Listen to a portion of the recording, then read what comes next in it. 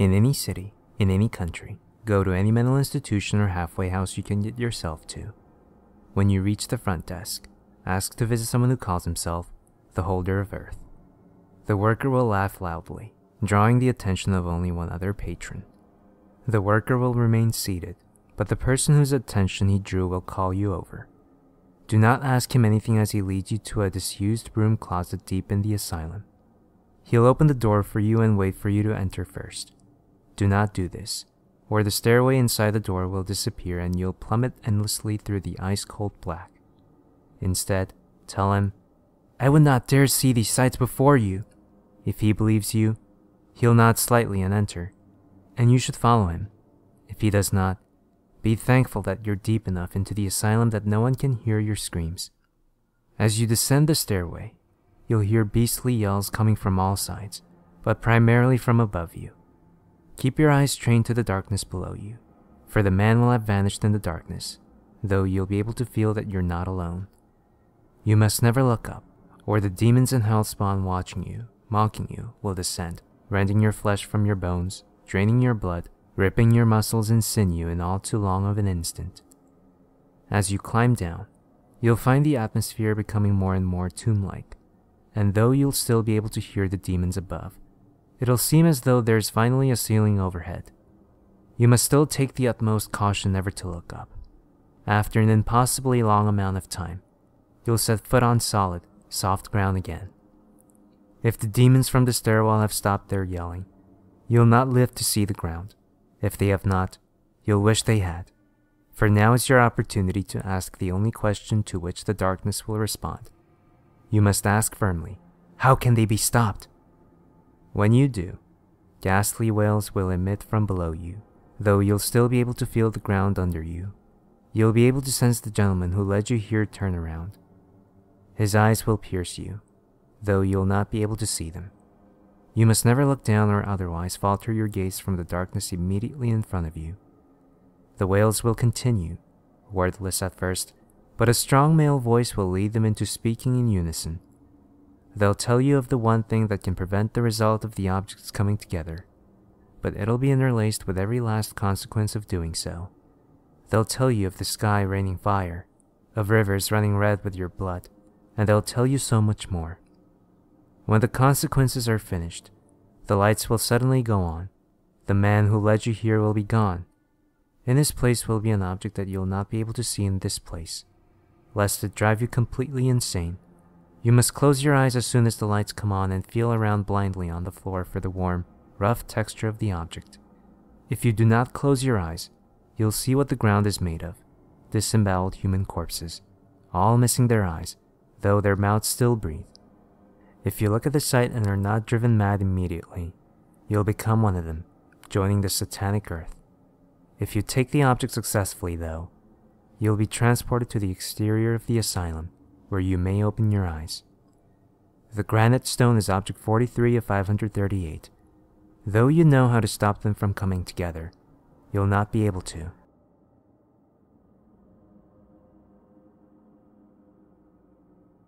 In any city, in any country, go to any mental institution or halfway house you can get yourself to. Gaze at the ceiling with a bored expression as you walk up to the front desk, and with a voice that sounds like it is distant and indifferent, and ask to see the holder of war. You'll get a light tap on the shoulder. It is now safe to look down. The attendant will smile politely and begin walking, giving a speech that sounds almost mechanical as he describes the history of the asylum. Do not react to his speech. It is insanely bloody and filled with rather graphic descriptions, but reaction at this point means a one-way trip to hell. After some time of walking, you'll come to an elaborately carved door of mahogany and gold. Stop in front of it. Keep your bored expression on your face, possibly adding a black grin, but do not react as the worker grabs you by the back of your shirt, or he'll change his grip and you'll be without your head. The worker will pitch you through the door, and you'll hear it slam shut behind you. You're on what might have once been fertile farmland, but is now a ravaged, blasted battlefield. Soldiers clad in two colors, a horribly bright, yet somehow stained, white and a filthy, sickening black, are battling in the most horrid manners possible, fighting with rifles, cannon, swords, bows, all the weapons of war that have existed since the dawn of time. Do not shrink from this battlefield, or the soldiers will notice you, stop their quarrels, and turn upon you with a ravenous hatred, for you're what they've been fighting over, and in their fervid, battle-crazed minds, that means that you're the cause of all their bloodshed. Also, do not try and go back through the door. It has fallen flat in the mud, pushed over by a screaming infantryman wielding a bayoneted rifle. If you let him get the better of you, he'll rip you to pieces in seconds, but somehow not manage to kill you.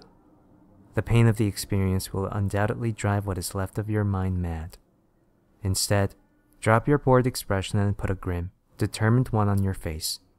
Walk in measured, military-style steps straight ahead until you see a 3-story tall structure of blasted concrete that might have once been a command bunker. Do not turn around while doing so.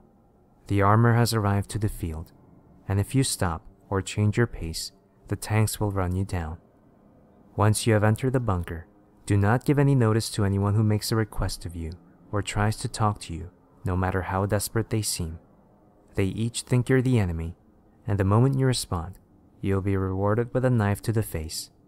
Instead, go straight up the stairway in front of you to the second level of the bunker. As you mount the stairs, a crash will be heard behind you. That's the fire doorway sealing as a flamethrower detachment attacks. On the second level, there's only one man sitting at a desk, yelling into a phone. The stairs to the third level are a mass of twisted concrete. The man at the desk wears the stars of a general, but does not seem to notice that the phone, as well as all those on the level, are dead. Walk up to him, salute, and in your finest military voice yell, "Sir!" He'll snap around to stare at you. If he thinks you're not worthy of his army, he'll slowly dismantle you with his hands, and you'll join him in his oncoming death. If he thinks you're worthy, he'll nod and stare pointedly at you. He does not like slackers, so quickly ask him your question. The only one he'll respond to is, "Where do I go, sir?" He'll tell you. He'll tell you in such detail, such horrifying detail, that you'll be tempted to strangle him. Do not try it. He's a far more experienced fighter than you could ever hope to be, and should you break salute, you'll meet an extremely messy demise. When he's done, he'll say, "At ease," and hand you his pistol. This is your cue to drop salute. Take the sidearm and put it in your holster. If you did not have one before, you do now. An explosion will suddenly decimate the firewall and atomize the general. Through the hole you'll see, on the horizon, the long, thin shape of a missile rising. Shut your eyes tight and open them for nothing. The sounds of horrid battle will fade away until, out of silence, a single gunshot rings out. Open your eyes. You're standing in the middle of a field of waving wheat. Somehow, you know that this is where the horrific battle you walk through will take place. And you also know, somehow, that you'll be in the general's place. The pistol he handed you is Object 44 or 538. Learn how to use it. It has one magazine left. If you fire the last shot at the right time, you'll avoid the fate of the general. If not, you'll join him.